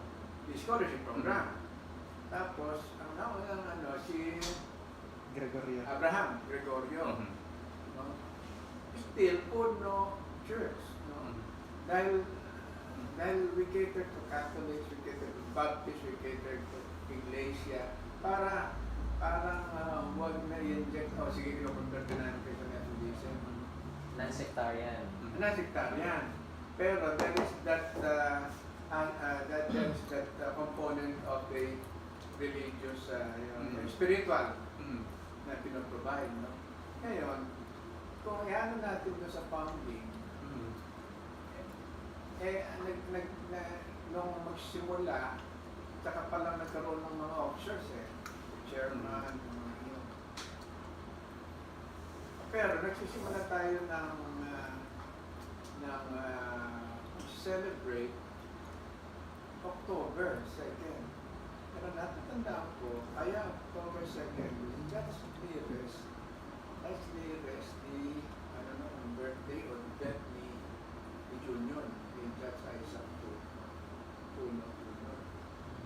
Pero it was established, in memory of the old man who is an active lay leader of the Methodist Church, the Philippines Annual Conference.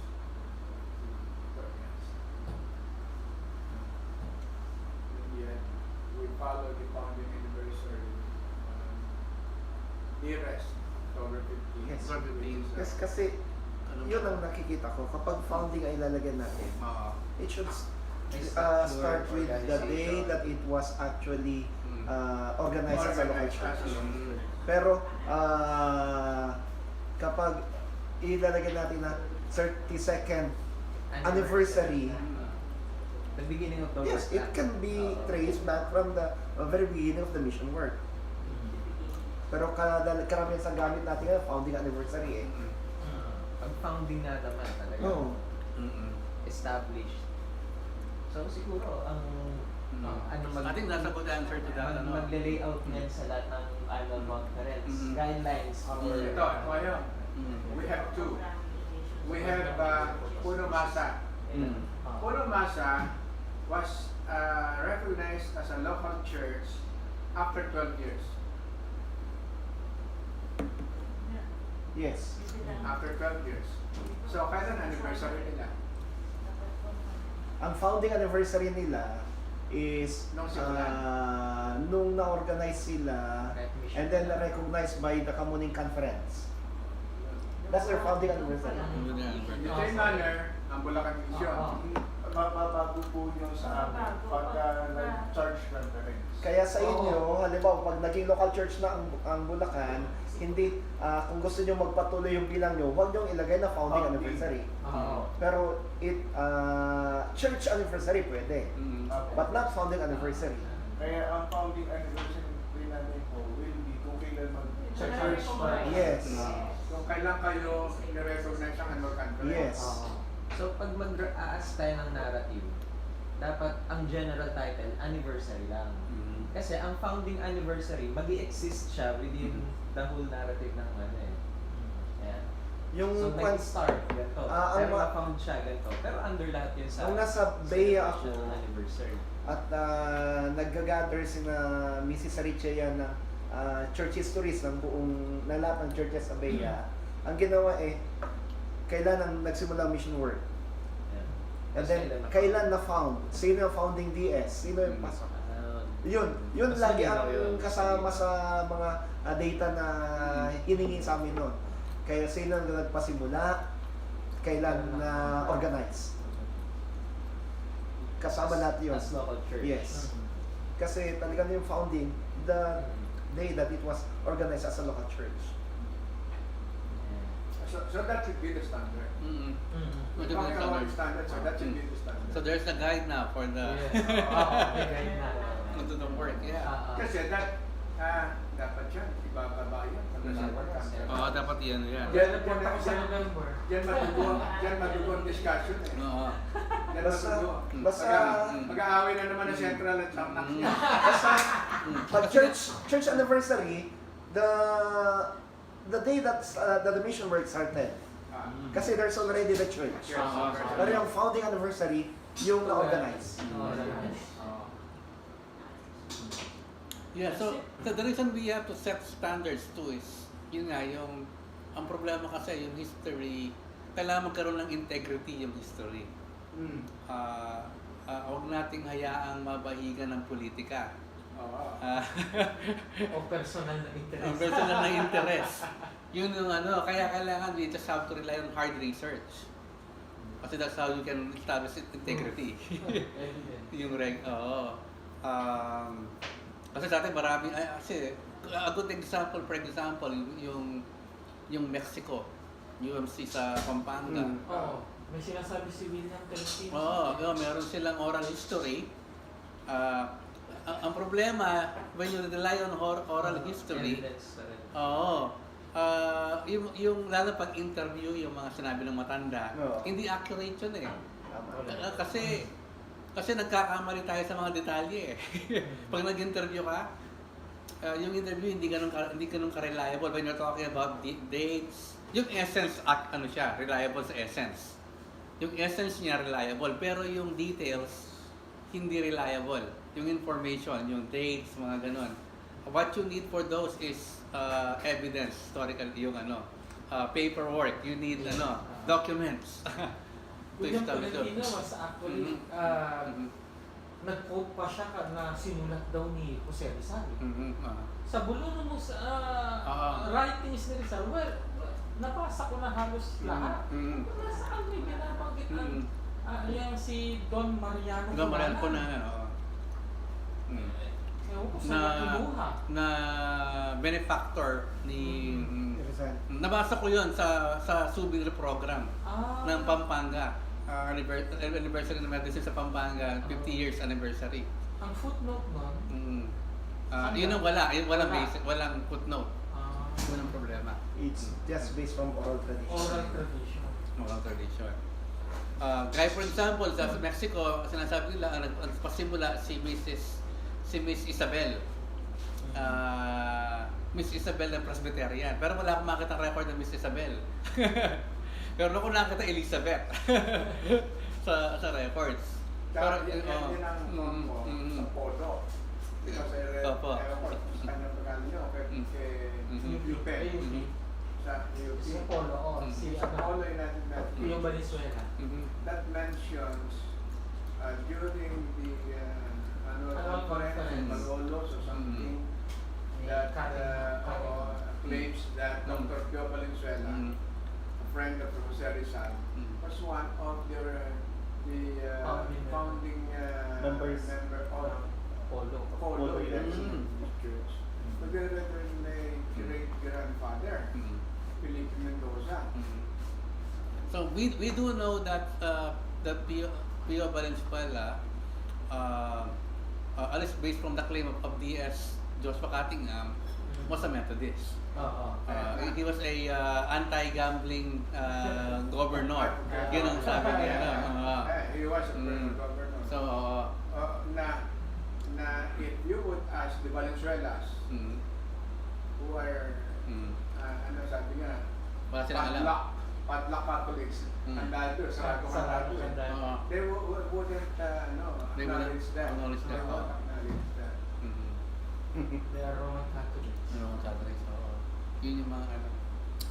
But I guess, wala yung question or, ito yung palang map. Yeah. Yung map. Sige, Ito yung sinasabi ni, ito yung mapa. Papaliwanag ni Kuya. Saan ba? Saan na punta? Sige pa. Teka na. Palakihin. Pastor Duterte, Apo.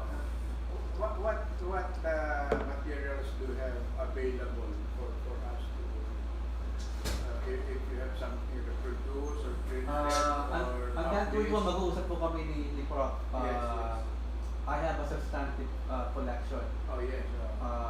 Pero we need to talk first on how to go about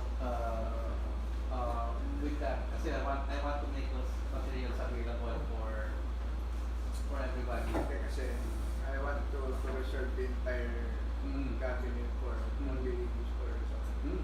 Actually, kung gusto kong kunan ng picture ng mga picture ng disco natin doon, yung Gotik Heroes. Sino na yung mga naging disco natin. Ito po yung mapa ng Cavite, which is Cavite City. And this is Cavite City. Kung tatandaan niyo, it's a pakawit. Kaya tawag kawit yung banda dito eh. Pakawit siya. Kaya pala. So that is Las Piñas area and Manila. So for about 12 kilometers away from this point, which they call Sangli. No? Which is Chinese Ang Port San Felipe po, ito. Kaya, sabi nga, Dr. Luther, nakaganyan Nobeleta nandito So nandito. So this is the Canyacao. No? That area. Kaya yung mga ships na ito yung the Battle of Fort San Felipe is where? Ito po. Where? Nandito sa tabi ho ng Cavite City mismo. Sa Cavite City. Cavite City. This area. This is yung mga red na nito. This is the establishment. Or Saan yung Battle of Manila? Ito po. Ayan. Battle of Manila Bay. Oh. Ito po yung mga ships ng mga Spanish and the Americans. Ito si Petrel. Black ang Americans. Black ang Americans. So nandito po pala yan. So kaya nung natalo ang Spanish fleet, Dito yung labanan. yes. Sa Tama yung Cavite natalo City. yung Spanish fleet, tama yun. Pero yung sinasabing Manila na Actually, So yung Battle of Manila Bay did not happen in Manila per in se. Rose Boulevard. Oo, Cavite pa lang, it is in Cavite. Oo. Kaya Battle of Manila Bay. Ang alam natin, yung Battle of Manila, sa Tabi Manila ng- Bay. Manila Bay. Oo. Pero Manila Bay nga naman eh. Manila Which is part- part Okay, of bahagi ng Manila Bay, the ah. Bahia itself is part of the Manila, yung bay. Yes. Kasama Tama, ito. part of Malaki Manila. kasi. No? Oo. Yun. Kasi malawak nun because even Malabon is part of Rizal. Yes. Yeah, Oo. okay. Kaya si Governor Pascual sa Kuya Malabon. Kaya ito yung pwede natin, baka pwede natin pasyalan. Yes. Itong Port San Felipe. Oo. Kaya lang, restricted area by the Philippine Kung Hindi, may government. kilala kay Hindi, Philippine Navy. we can make arrangement. May arrangement, Oo, oo. we can make arrangement. Makita. Kaya dulo-dulo na po siya. Port San Kasi Felipe. para ano makapag-visit. Pati Sa- sa yung saan ka rin araw, mapa, sa- Prof? It's a Spanish map nung as early as 1890. Nakita ko dun sa maghahanap pa ako mas oldest Oo. na regarding this, yung Manila Bay.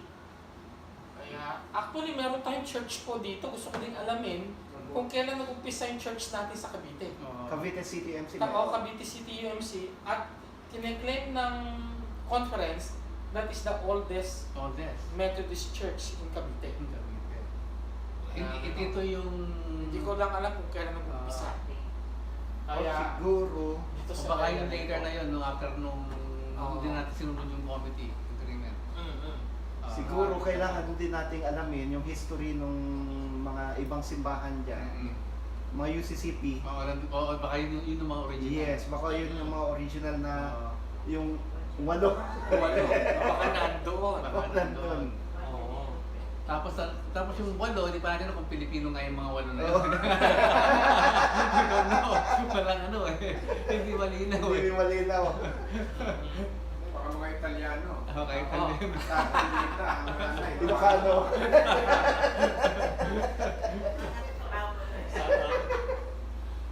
Okay, do you have any more sharing or questions na pwede nating yan? Although we welcome Madam Datu from Lagro, no? In-expect natin yung iba. Oo, kaya ganon. At kadamihan dito. Yes, Pastor. Pro po sila sa mora sa Americans. Kasi di ba ang Pilipino originally noong time na yun, dahil nga napipili nila na sasakupin ko tayo, sasakupin naman tayo ng Amerikano. Sila Antonio Luna, ganyan. Pero ito pong sila Nicolas Zamora, etc. Pro po sila sa mga Amerikano. Ganito, no? Let's try to look at beyond the Zamoras. Si Emilio, si Jacinto Zamora was the great-grand-uncle of Nicolas Zamora. So, in that connection, makikita mo na medyo Zamora, anti-Spanish na. Because of the Gombursa execution. No? At yung paanong connection ni Jacinto sa secularization movement. No? Kaya it goes to the blood. Pagdating ng Amerika, itong si Paulino Zamora, actually napatapon na yan sa North Africa because nagpuslit siya ng Bible sa Pilipinas. Island of Chaparina.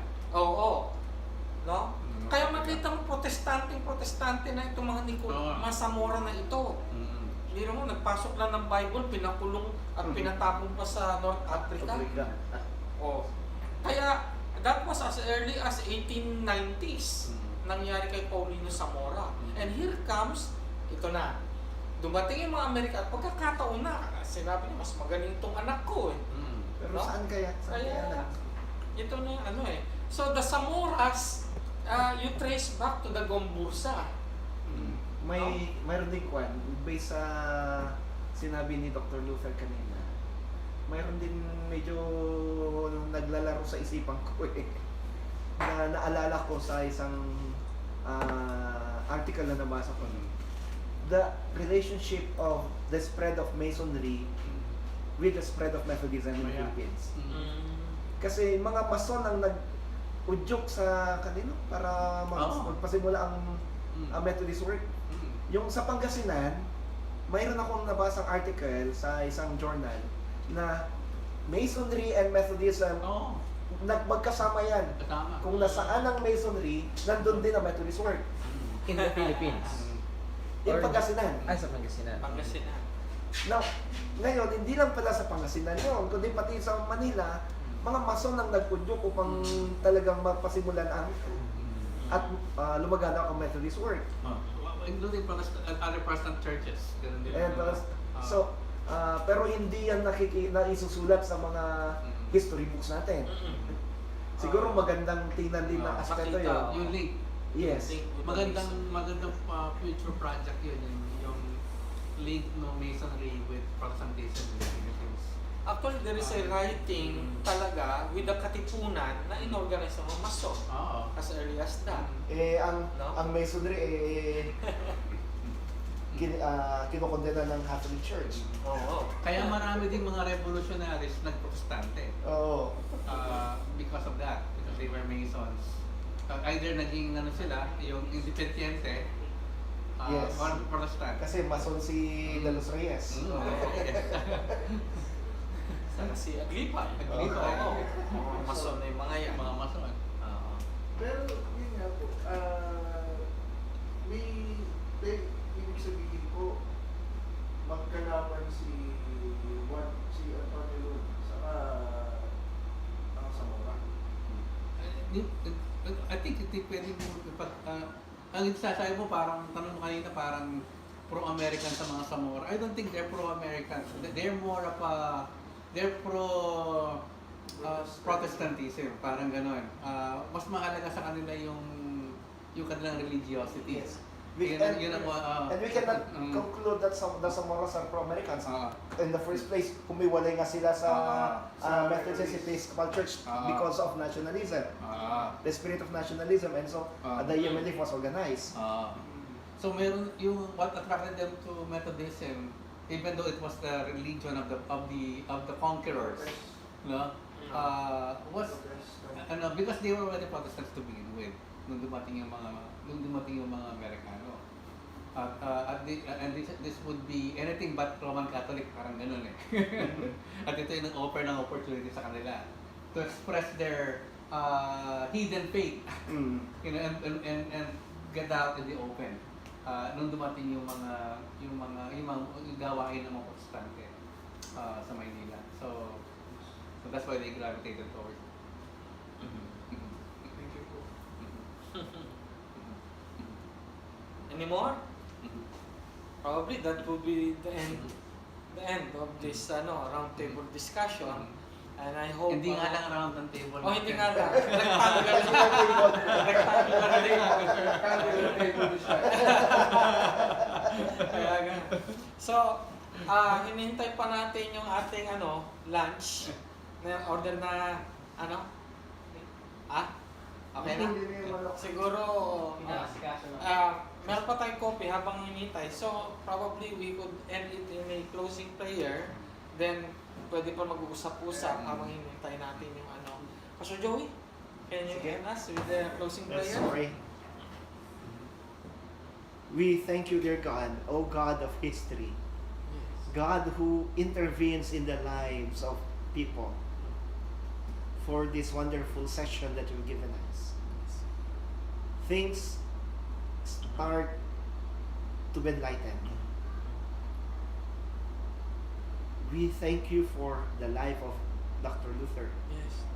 for giving some of his precious time to be with us in this discussion. And we also thank you for you continue to shed light upon the history of our churches, especially the Methodist movement and the United Methodist Church in the Philippines.